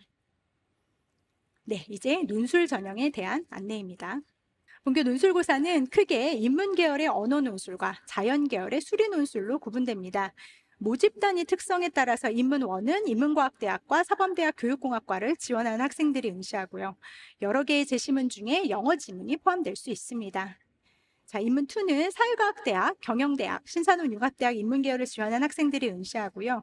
영어 지문 대신에 표나 그래프 등의 자료를 분석하는 유형의 문제가 포함됩니다. 자연계열은 과학 문제는 출제되지 않는 수리논술이고, 자연1은 자연과학대학, 공과대학, 신산업융합대학 자연계열, 그리고 간호대학과 인공지능대학을 지원하는 학생들이 응시합니다. 자연2는 약학부, 약학 전공을 지원하는 학생들이 응시하게 되며 자연1 유형보다 난이도 있는 문제가 출제될 수 있습니다. 그리고 스크랜튼 학부, 방금 말씀드렸던 자유전공 스크랜튼 학부의 지원자는 원서 접수 단계에서 인문 1, 2 또는 자연 1 유형 중에 그냥 본인이 유리하다고 생각되는 논술 유형을 선택해서 지원하고 해당 고사에 응시하면 됩니다. 모든 시험은 100분간 진행되고요. 각 논술 유형의 출제 범위는 보시는 화면과 같습니다. 네, 논술고사의 형식을 좀 정리해서 보여드리면 네, 화면과 같습니다. 인문과 자연논술 전 유형 모두 3개의 대문항이 제시되고요. 각 문항은 다시 세부 문제들로 구성됩니다. 제시문의 소재 및 범위는 고교 전 교육과정 범위 내에서 보시는 화면과 같은 다양한 소재를 바탕으로 출제될 수 있습니다. 논술고사 답안 작성 시 유의사항입니다. 먼저 질문의 요지를 정확히 파악하는 것이 중요합니다. 그리고 주어진 제시문의 내용을 논거로 하여 간단, 명료하고 논리적인 답변을 하는 것이 좋습니다. 또한 제시된 주제를 정확히 이해하고 이를 고교 수학 과정에서 터득한 관련 주제 지식들과 이렇게 종합하여 새로운 관점을 제시하도록 노력하는 연습을 하시는 것이 중요합니다. 이 답안지 양식에 대해서도 여전히 질문이 많으셔서 저희가 좀 가지고 왔는데요. 인문과 자연 유형의 논술 답안지 형식입니다. 자, 보시는 것처럼 인문 유형 답안지 원고지 형식 아니고요. 줄노트 형식으로 제공됩니다. 그리고 자연 유형은 문항별로 여백이 있는 답안지 양식이 제공됩니다. 지금 말씀드린 내용을 포함해서 논술고사에 대한 보다 자세한 사항은 모두 입학처 홈페이지에 다 안내되어 있습니다. 논술은 대학별 고사인 만큼 지원하고자 하는 그 대학의 모의논술 문제, 그리고 그동안의 기출문제 이런 것들을 풀어보시는 것이 제일 중요한데요.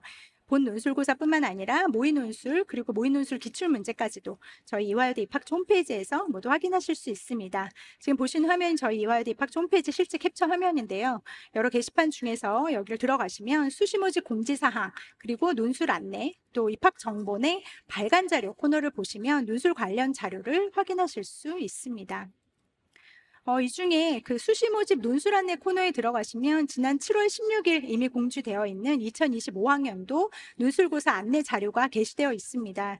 방금 말씀드린 이 논술고사의 형식, 또 답안 작성 시 유의사항을 포함해서 평가 기준, 그리고 2025학년도 모의 논술고사 문제는 물론 각 문항별 풀이 및 해설이 자료집에 굉장히 자세히 안내되어 있으니 논술고사를 준비하는 수험생분들께서는 반드시 참고하시기 바랍니다. 자, 이제 마지막으로 실기 실적 위주 전형입니다. 오늘은 실기고사가 치러지는 예체능 실기 전형을 제외하고 특기자 전형과 예체능 서류 전형에 대해서 안내해 드리겠습니다. 자, 먼저 올해 마지막으로 모집하는 어학특기자와 국제학 특기자 전형에 대한 안내입니다. 저희가 이제 기존에 특기자 전형에서 제출하던 활동 보고서라는 양식이 올해 폐지됨에 따라 관련 문의가 많이 있어서요. 이거는 저희가 FAQ로 한번 준비를 해봤습니다. 먼저 첫 번째 질문입니다. 특기자 전형에서 서류 평가는 어떻게 학생부를 반영하나요? 라는 질문인데요. 자, 특기자 전형 서류 평가는 각 모집단이 해당하는 언어 능력, 그리고 학업 역량 및 교내 활동의 우수성, 발전 가능성 이런 내용들을 종합적으로 평가합니다. 그리고 올해의 경우 활동 보고서가 폐지되었기 때문에 교회 활동에 해당하는 공인 어학 성적, 그리고 지원자의 학생부를 통해 보여지는 교과 및 비교과 활동을 바탕으로 고교 재학 기간 동안 발전시킨 외국어 분야 또는 국제학 분야의 역량을 중심으로 평가합니다. 어학이나 국제학 특기자 전형의 평균 교과 등급을 물어보시는 경우가 있는데요. 이 전형은 이제 일반 교과 전형이나 학종과는 성격이 다르기 때문에 단순히 교과 등급을 가지고 합불의 가능성을 말하는 건 어렵습니다. 그냥 등급이 좋다고 무조건 선발될 수 있는 전형이 아니기 때문인데요. 물론 주요 교과인 국수형 사과, 이 성적을 바탕으로 학업 역량을 기본적으로 평가는 하고 있지만 이를 포함해서 해당 전형에 맞는 그 실적, 네, 이런 내용들을 다 포함해서 서류 평가가 이루어진다고 이해하시면 좋겠습니다. 두 번째 질문입니다. 자, 올해 지원 자격으로 이렇게 공인어학 성적을 필수 제출해야 되는 만큼 혹시 서류 제출 시 해당 언어의 공인어학 성적을 한 개만 제출해야 되는지 이런 질문 되게 많이 들어오고 있습니다. 자, 각 모집단위에 해당하는 공인어학 성적에 한해서 한 개 이상 제출이 가능하고요. 동일한 공인어학 시험 성적인 경우는 잘 본 거 상위 성적 한 개만 제출해 주시기 바랍니다. 다만 서류 평가 시에는 제출한 어학 성적 개수가 중요한 건 아니고요. 각 어학 시험별로 우수한 상위 성적을 중심으로 평가하게 됩니다. 또 지원 자격에 해당하는 공인어학 성적 이외에 다른 시험 성적은 제출할 수 없습니다. 예를 들어서 도거동문학과에 지원하는 학생이 괴테 성적 외에 토플을 추가로 낼 수 있나요? 라고 물어보시는데 제출할 수 없습니다. 자, 마지막 질문입니다. 제일 많이 또 들어오는 질문 중에 하나인데요. 제출하는 공인어학 성적의 커트라인을 알려주세요. 라는 질문도 많이 들어옵니다. 각 모집단이 해당하는 공인어학 성적을 제출하는 것은 지원 자격에 해당이 되고요. 이때 지원 가능한 성적에 대한 제한이 있는 것은 아닙니다. 그리고 단순하게 사실 공인어학 성적 하나만으로 합불이 결정되지 않고 또 올해는 그동안의 평가랑 달리 활동보고서 없이 저희가 평가가 진행되기 때문에 지난해까지 활보를 통해서 확인 가능했던 각종 수상 실적이라든지 교외 활동에 대한 그런 평가를 올해는 포함될 수 없습니다. 따라서 일단 작년과는 굉장히 다른 구성의 평가가 이루어질 수밖에 없고요. 결국 어학 성적별 커트라인이라는 자료는 일단 실제 존재하지 않고요. 다만 공인어학 성적은 지원 자격이자 당연히 중요한 평가 서류로 확인되기 때문에 상위 성적을 제출하는 것이 평가에 유리하게 반영될 수 있습니다. 자, 특기자 전형 면접에 대한 이제 안내입니다. 특기자 전형 면접은 1단계 4배수를 통과한 학생들을 대상으로 치러지고요.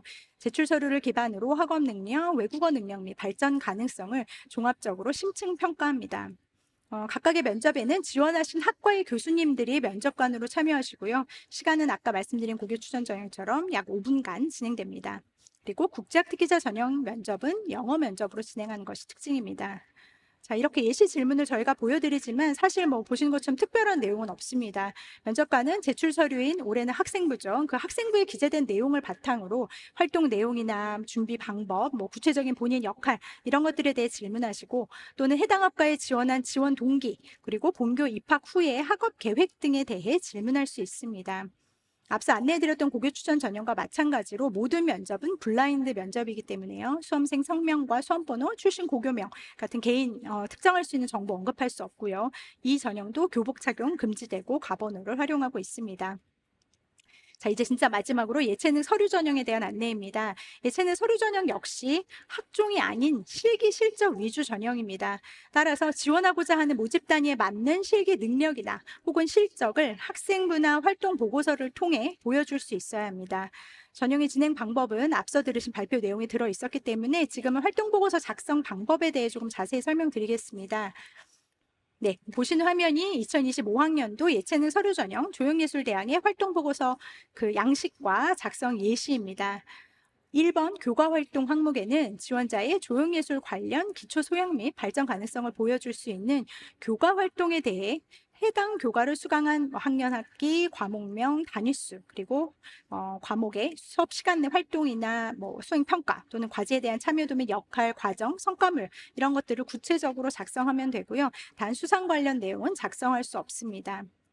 자, 2번 항목 중에 교내 조형예술 관련 비교과 활동을 작성하는 경우에는 활동 유형, 활동명, 활동 내용 및 학년 학기를 정확히 입력하고 활동 내용에는 해당 활동에 대한 참여도나 역할, 과정, 성과물 등을 구체적으로 작성하면 됩니다. 자, 활동 유형은 학생부를 기준으로 자율 동아리, 진로, 봉사 중에 선택할 수 있고요. 단 방과후 학교 활동 수강 내용이나 자율 동아리, 그다음에 청소년 단체 활동, 뭐 개인 봉사 활동 실적, 그리고 독서 활동 이렇게 대입 전형 자료에 미제공되는 항목은 작성이 금지되니 참고하시기 바랍니다. 자, 이번 항목에 조형예술 관련 수상 실적을 달성하게 된다. 그러면 정확한 대회명 또는 수상명과 등급, 등위, 그다음에 수상 연원일을 입력하시고요. 수상 내용에는 마찬가지로 해당 대회에서 수상한 작품을 소개하거나 제작 과정 등을 좀 구체적으로 작성하시면 됩니다. 또한 교내 조형예술 관련 수상 실적을 작성한 경우에는 반드시 별도의 증빙 서류를 추가로 제출해야 됩니다. 자, 지금 말씀드린 것처럼 예서류 조형예술대학의 활동 보고서는 모두 교내에서 하는 활동만 작성할 수 있습니다. 그래서 아무래도 해당 교과나 그 비교과 활동을 정규 교육 과정 내에서 이수할 수 있는 학교의 학생들의 지원이 많습니다. 따라서 본 전형의 지원을 고려하시는 분들은 그 부분을 좀 함께 참고하시면 좋을 것 같습니다. 네, 이제 예체능 서류 전형 체육과학부 활동보고서 작성 예시입니다. 똑같습니다. 1번 교과 활동에는 본인의 체육 인재 기초 소양 및 발전 가능성을 보여줄 수 있는 교과 활동에 대해 보시는 화면처럼 자세히 그 내용들을 구체적으로 작성하면 되고요. 단 수상 관련 내용은 기재할 수 없습니다. 자, 2번 교내외 스포츠 관련 활동 항목에는 각종 활동 유형, 주최 기간, 활동명, 활동 내용, 활동 기간을 정확히 입력해야 됩니다.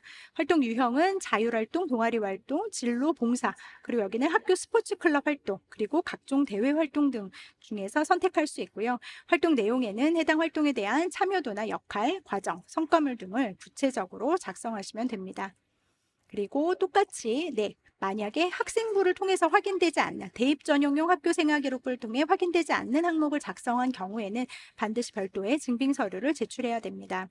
앞서 말씀드린 예서류의 그 조형예술대학과는 달리 체육과학부의 활동 보고서에는 다양한 교내 그리고 교외 활동과 실적을 모두 기재할 수 있는 만큼 해당 분야의 우수성을 가진 학생들은 고교 유형에 상관없이 많이 지원하고 있습니다. 자, 예체능 서류 전형 면접에 대한 안내 마지막으로 해드리겠습니다. 역시 제출 서류인 학생부 그리고 활동 보고서를 기반으로 한 일반 면접이고요. 1단계를 통과한 4배수의 학생들을 대상으로 진행되며 면접 시간은 역시 5분 정도입니다. 자, 조형예술대학과 체육과학부의 면접 질문 예시인데요. 계속 말씀드리지만 이 전형은 실기 실적 위주 전형입니다. 그래서 해당 분야의 실기 능력을 서류 그리고 면접을 통해 보여줄 수 있어야 됩니다. 따라서 해당 모집단에 지원하는 기본적인 지원 동기를 포함해서 학생부와 활동 보고서에 기재된 내용을 바탕으로 한 그 조형 또는 체육 관련 분야의 우수성, 또 대학 입학 이후의 학업 계획 이런 것들에 대해 질문하실 수 있습니다. 네, 이를 통해 조형 또는 체육 분야에 관련된 지원자의 자기 주도성과 전공 잠재력, 발전 가능성을 종합적으로 평가합니다. 자, 이것으로 2025학년도 이화여자대학교 수시 모집의 각 전형별 지원 전략과 평가 사례에 대한 발표를 마치겠습니다. 서류 제출 안내, 또 각종 유의사항 같은 것들은 저희 입학처 홈페이지 공지사항 그리고 나눠드린 수시 모집 요강을 참고해 주시기 바랍니다. 어떠셨나요? 저희가 올해 5월 이화 입학 콘서트를 시작으로 저희가 지난 상반기에 굉장히 많은 박람회 또 설명회에 참석하면서 현장에서 받았던 다양한 질문들, 상담 내용을 바탕으로 이 마지막 수시 지원 전략 설명회 자료를 준비해 봤는데요. 발표 자료와 또 제가 말씀드린 내용 안에 본교 수시 모집을 준비하고 지원하는 데 필요한 굉장히 많은 팁이 담겨 있었습니다. 모쪼록 안내해드린 내용이 이화여대 수시 모집에 대해 가지고 계셨던 궁금증이나 고민들을 해소하는 데 도움이 되셨기를 바랍니다. 네, 지금 강당 안도 사실 조금 날씨 더운데요. 네, 더운 날씨에도 불구하고 이렇게 학교에 직접 신청하고 찾아와 주신 학생, 학부모님들께 다시 한번 감사드리며 2025학년도 입시에서 모두 좋은 결과 있으시길 바라겠습니다. 내년 입학식에 여기 이화 캠퍼스에서 다시 만나길 바라겠습니다. 감사합니다. 네, 선생님 말씀 감사합니다.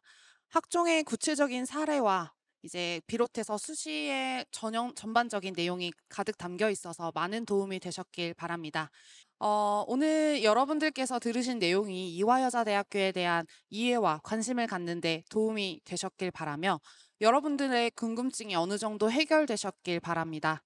혹시 설명회 중에 놓친 부분이 있거나 궁금하신 게 있으시면 언제든지 입학처 대표번호나 이메일을 통해서 질문하실 수 있습니다. 또한 오늘 설명회에서 들으신 내용들을 추후 입학처 유튜브 채널을 통해서도 공개가 될 예정입니다. 여러분들의 미래를 열어갈 중요한 결정의 시점에서 이화여대가 함께할 수 있기를 진심으로 희망합니다. 네, 다시 한번 감사드리고 조심히 돌아가시기 바랍니다. 감사합니다.